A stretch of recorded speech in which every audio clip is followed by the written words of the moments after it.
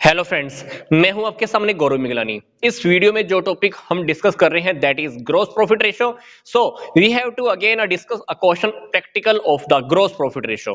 तो gross profit ratio का formula क्या है हमने ऊपर लिख लिया है। दूसरी बात, हमको पता है कि सेल्स इन दोनों आइटम्स के कॉम्बिनेशन से बनती है। रियलिटी में जो रेवेन्यू फ्रॉम ऑपरेशन है इसको हम सेल्स भी कह सकते हैं। तो हमको इस टेक्निक का भी इस क्वेश्चन में यूज करना पड़ सकता है, इसलिए मैंने ये भी पहले से लिख लिया है। पर रेशो के अकॉर्डिंग ये देखिए हमारा टारगेट क्या है। ग्रॉस प्रॉफिट इस पूरे क्वेश्चन में हमको कहीं नजर नहीं आ रहा। रेवेन्यू फ्रॉम ऑपरेशन मतलब टोटल सेल्स कितनी है इस क्वेश्चन में नजर नहीं आ रही।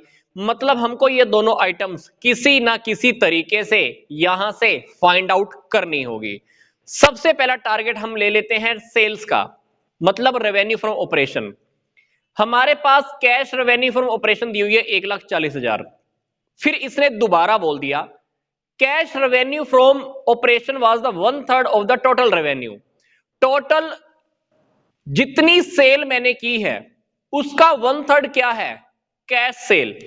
आप क्या कीजिए, टोटल सेल्स को 1 मान लीजिए।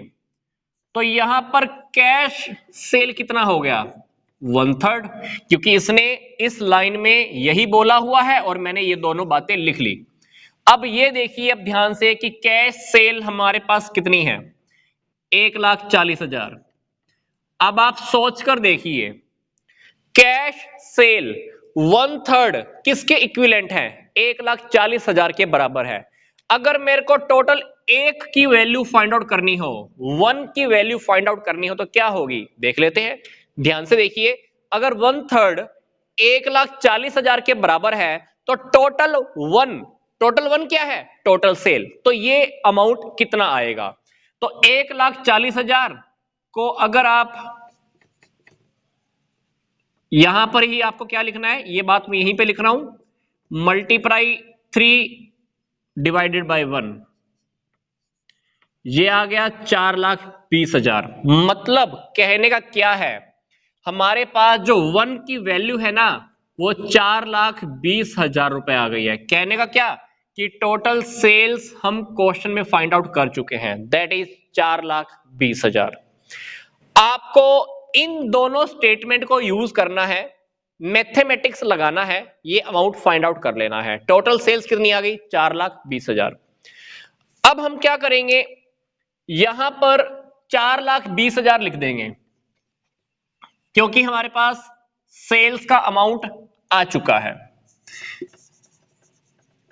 अब क्वेश्चन के अंदर मेरे पास अगर ये आइटम होती तो मैं ग्रॉस प्रॉफिट फाइंड आउट कर लेता, यहां रख देता, और नेट सेल तो मैं ऑलरेडी निकाल ही चुका हूं, मेरा रेशो सोल्व हो जाता। पर क्वेश्चन के अंदर हमारे पास अब ये आइटम भी नहीं है। अब cost of revenue from operation, ये आइटम को मैं यहां पे फाइंड आउट कर रहा हूं। इसका फॉर्मूला क्या होता है, opening inventory plus purchase plus direct expenses minus closing inventory. अब क्वेश्चन के अंदर हमारे पास देखो क्या दिया हुआ है, कैश परचेज हमारे पास है 50,000। फिर इसने दोबारा बोल दिया कि कैश परचेज क्रेडिट परचेज का 25% है। अब बात ये आ रही है कि क्रेडिट परचेज कितनी है ये भी हमको पता नहीं है, क्योंकि क्रेडिट परचेज अगर हमको पता होती तो कैश परचेज हम बीच में ऐड कर देते, तो टोटल परचेज को हम यहां लिख देते हैं। अब क्वेश्चन के अंदर हमारे पास ओपनिंग इन्वेंट्री गिवन है, कितना है 30,000, यहां लिख दीजिए, प्लस परचेज हमको इन दो आइटम्स के बिहाफ पर फाइंड आउट करनी होगी।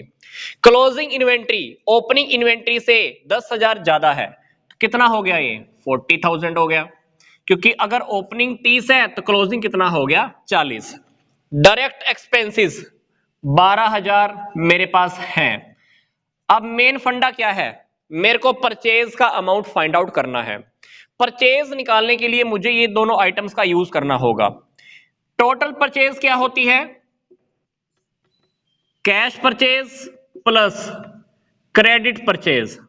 अब क्वेश्चन के अंदर कैश परचेज तो मेरे पास गिवन है, कितनी 50,000, प्लस इसने ये बोल दिया कि जो कैश परचेज है ना, क्रेडिट परचेज की 25% है। तो आप मान लीजिए कि क्रेडिट परचेज 100 है, कितना है, आप क्रेडिट परचेज को एक बार 100 मान लीजिए, तो आप सोचकर देखिए कैश परचेज कितना हो गया, 25%। क्योंकि यहां पर ध्यान से देखिए क्या है ये 25% क्रेडिट परचेज की, तो कैश परचेज क्रेडिट परचेज की 25%। तो अगर मैं इन दोनों आइटम्स को टोटल कर दूं तो टोटल परचेज कितना हो गया, 125%। अगर कैश परचेज परसेंटेज के अकॉर्डिंग 25% है तो अमाउंट में कितनी है, 50,000। टोटल परचेज अगर परसेंटेज में 125% है तो टोटल परचेज अमाउंट में कितनी है, मुझे पता नहीं है, तो मैं यहां पर मैथमेटिक्स अब यूज कर लेता हूं। तो यहां पर आप क्या करना, सोल्व कर लेना। ये आपके पास टोटल अमाउंट आ गया, किसका, टोटल परचेज का, किसका, टोटल परचेज का। तो इसमें मैंने क्या किया, परसेंटेज का फॉर्मूला, परसेंटेज की टेक्निक को यूज किया और टोटल परचेज मैंने निकाल ली। देखिए ध्यान से, कैश परचेज क्रेडिट परचेज की 25% है, तो क्रेडिट परचेज को मैंने 100 मान लिया, कैश परचेज क्या होगी 25। तो इन दोनों की परसेंटेज को अगर मैं टोटल करता हूं तो क्या बनता है, टोटल परचेज का परसेंटेज। तो कैश परचेज का परसेंटेज अगर 25% है तो कैश परचेज अमाउंट में हमारे पास 50,000 गिवन है। तो टोटल परचेज अगर परसेंटेज में 125% है तो टोटल परचेज अमाउंट में कितनी आ गई, 2.5 लाख, 2,50,000। तो आपने यहां पर परचेज का अमाउंट फाइंड आउट कर लिया है, कितना, 2.5 लाख। तो हमको क्या करना है, बस 2.5 लाख को यहां फिट कर देना, तो जो मैंने रख दिया है। अब बस इस इक्वेशन को आप सोल्व कर लीजिए। इस इक्वेशन को आप सोल्व करके देखते हैं कितना आएगा, 30,000 प्लस 2.5 लाख प्लस 12,000 माइनस 40,000, तो ये आ गया 2,52,000 रुपए। ठीक है, अब आप ध्यान से देखिए, हमारे पास ये अमाउंट किसका आया है, revenue, sorry cost of revenue from operation, कितना आ गया, 2,52,000। अब 2,52,000 को आप यहां रख दीजिए, प्लस जीपी हमको पता नहीं है। अब इस आइटम्स में से, इस आइटम में से अगर 2,52,000 को आप माइनस कर दोगे तो क्या आ जाएगा, हमारे पास जीपी का अमाउंट आ जाएगा। तो जीपी यहां पे कितना आएगा, आप सोल्व करके देख लेना, इन दोनों को सब्ट्रैक्ट करके देख लेना, 1,68,000 रुपए हमारे पास जीपी आ जाएगा। तो जीपी कितना आ गया हमारे पास, 1,68,000। रेवेन्यू फ्रॉम ऑपरेशन, सेल्स हम ऑलरेडी फाइंड आउट कर चुके थे, दैट इज 4,20,000 मल्टीप्लाई 100, क्योंकि परसेंटेज के लिए हम क्या करते हैं, 100 करते हैं। तो इसको आप सोल्व करके देखोगे तो हमारे पास आंसर आ जाएगा,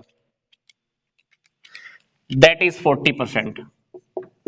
इसको मैं फिर से लिख रहा हूं, ध्यान से देखिए, 1,68,000 हमारे पास जीपी आया है, रेवेन्यू फ्रॉम ऑपरेशन सेल्स का अमाउंट हम ऑलरेडी फाइंड आउट कर चुके थे, 4,20,000 मल्टीप्लाई 100 कीजिए तो आपके पास 40% आंसर आ जाएगा।